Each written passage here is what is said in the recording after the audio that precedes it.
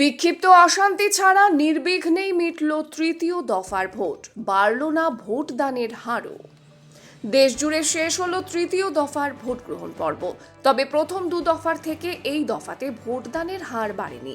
নির্বাচন কমিশনের তথ্য অনুযায়ী দেশের ৯৩টি লোকসভা আসনে ভোটদানের হার ৬১% আশেপাশে।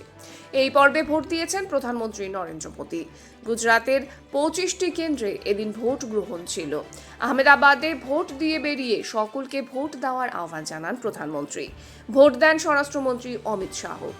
এ রাজ্যে এদিন ভোট ছিল ৪ কেন্দ্রে। বিকেল ৫টে পর্যন্ত পাওয়া তথ্য অনুযায়ী মুর্শিদাবাদে ভোট পড়ে ৭৬.৪৯%। মালদহ উত্তর ও দক্ষিণে ভোট পড়ে ৭৩.৩০ এবং ৭৩.৬৮%।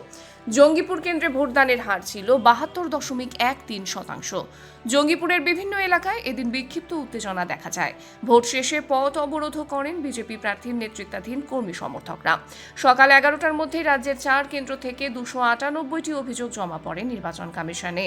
তবে কমিশনের দেওয়া তথ্য অনুযায়ী দিন শেষে রাজ্যে তৃতীয় দফায় ভোটদানের হার প্রায় ৭৩.৯৩%। এই দফায় ভোটদানের হার সবচেয়ে বেশি হলো অসমে।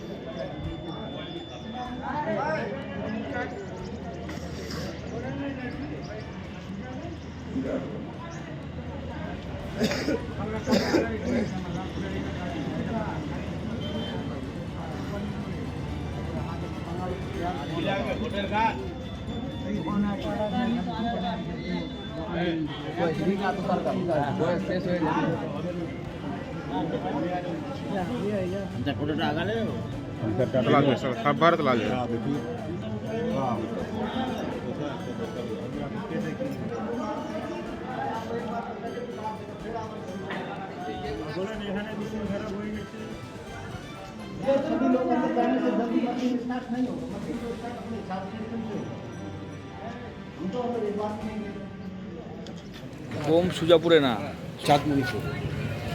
স্যার আমরা কিছু বলতে চাই স্যার।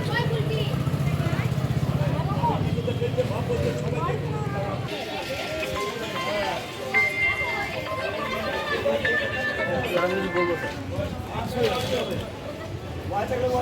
ওই রে সরে